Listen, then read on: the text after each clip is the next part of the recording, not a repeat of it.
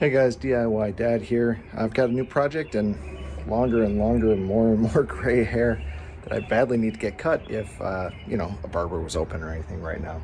So as part of the isolation and everything that's going on, my wife is going to be doing more porch pickups for her home-based cake business. And what she's asked me to do is come up with a stand or a rack or something we can put out to hold those orders so that when people are coming to pick them up, they have a place to get their own order, to drop their cash, a little bit secure, something we can fold and put away, but will still allow her to have her product out as people come through. So what I'm gonna do is build a stand, and I'm gonna take you along in this whole process. My goal, or my thought, is to use a similar concept to a ladder.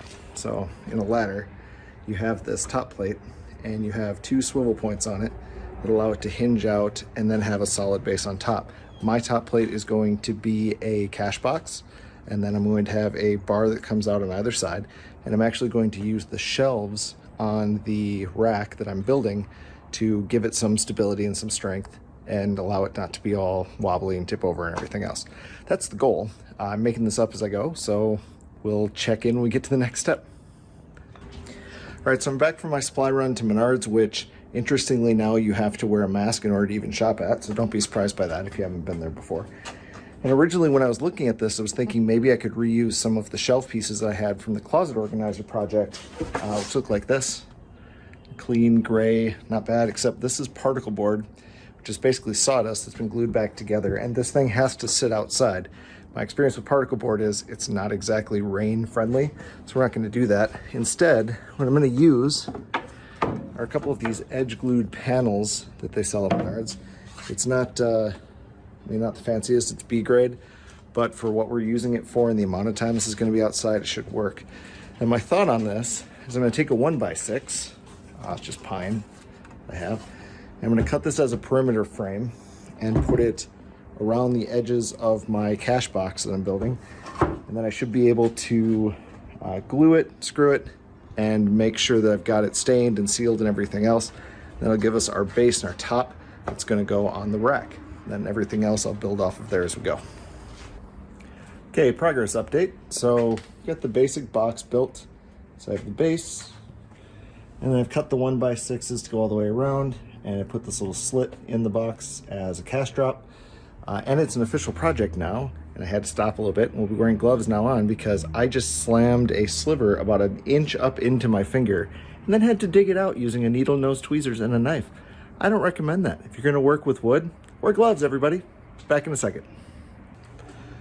Okay, so the pieces of the box are laid out. I've got everything spaced roughly and ready to go. I've got the hole cut and rough sanded, so it's nice and smooth. I'll have to go through and do finish sanding before I stain it, but I'll do that across the whole box anyway, so that's no big deal. So now I got to put it together, and to do that I'm going to use probably my second favorite tool, and the tool that I think anybody who puts together furniture or shelving should have, and that's a Pocket Hole Jig. This one is actually made by Kreg, and you get Kreg is K-R-E-G if you're looking this up, and you get a couple different pieces with it. The Kreg Jig is this little blue and gray piece. This actually gets clamped onto your material and allows you to drill the hole at the proper angle so you can use the pocket hole screws to pull it all together. It also comes with the drill bit that you need, a depth guide that you can hook onto the bit, and then the long shank driver that you need to order actually get the screws in. So I'm gonna get the pocket holes drilled in this, and I'll put together the outer frame and get the ones drilled to go into the base as well, and then we'll be ready to assemble it. So here's the end result of the pocket hole jig. It cuts these nice angled holes for you. You can see it just barely punches through. And then it uses a special type of screw. Looks like this. It's a self-tapping screw. But this screw is specifically sized and meant to work on this so that it will feed into these pockets like that. And as you tighten it, it's actually going to draw the two pieces of material together, which makes it a whole lot easier to get things straight and aligned, a lot less clamping, a lot less having to really worry about how these pieces come together. So I'm going to build the outer frame of the box, and then we'll hook it to the base, and I'm going to leave the top alone for now because I have a few other things I have to do to allow the top to be hinged so that we can get access to the stuff that's being dropped in it. So our box is built. Pretty happy with how that came out, actually. So it's screwed in all the way around. I've got my little slot in the front.